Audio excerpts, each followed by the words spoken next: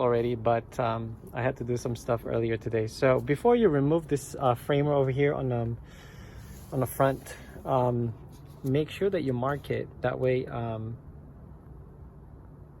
when to put it back, it's gonna align the hood. So remove the 12mm on top, one on the side. There's a 10mm over here that holds this bracket right over here, and then there's one more 12mm behind here. So this is where the 10 mil right there, and then the 12 is underneath it. It's right over there next to right there. That's the 12 mil right there. So there's a total of 4 holding each side. So on the other side is a little bit easier to put it on, to remove it, because there's no bracket on that. So that's about it. It's a total of 8 including 1, so it's 9 for the 10mm that's holding this piece right over here. Just remove it, and then we're ready to remove the frame. Okay, so to remove this bar, you're gonna have to remove unplug. There's a plug right here. That's for the AC condenser, I think. And then release the clip right here. Release one more clip right here on the radiator, right over here. And then if you come along, release another clip right over here, right on the radiator, and then release the fan plug right over there, right here. So that's the fan. Just release it. And then there's one more clip right here. Just release it right on the frame itself, the front subframe.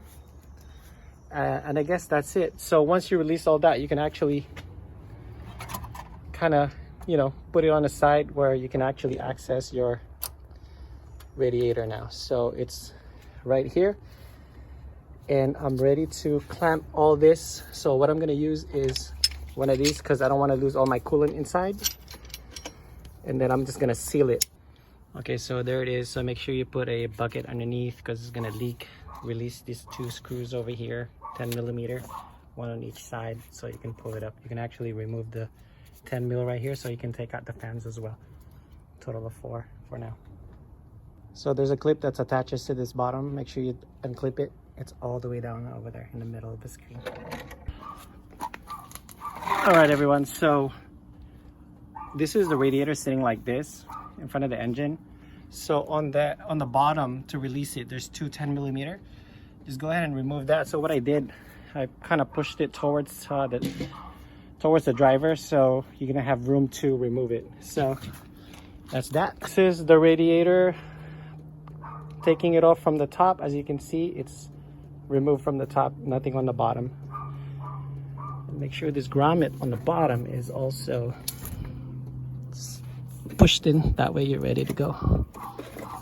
So go ahead and put the 2 10mm on the bottom, that way you just drop in the condenser.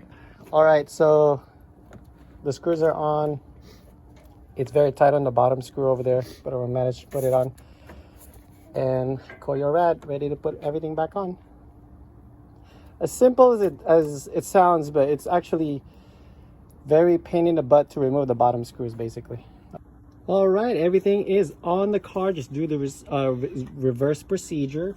Don't forget the clip on the bottom. You can actually reach in here and clip it back on. There's a little clip there for the temperature sensor. Anyway, that's about that. And then put back the 4 10mm.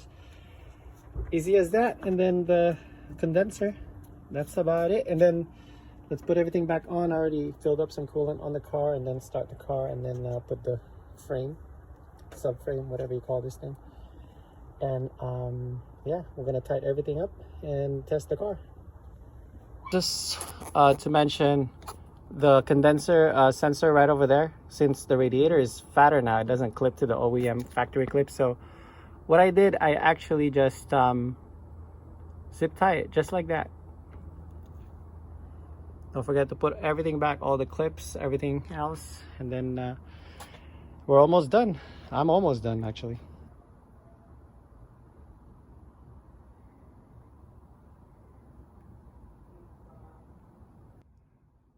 All right, guys, everything is done. Everything is buttoned up, and we're gonna have to do a test drive, warm up the car, bleed it and everything. So that's it. Thanks for watching. That's how you remove the radiator without removing the bumper. I mean, it's tedious, took about an hour, but all is well. Thanks for watching. Please subscribe if you can.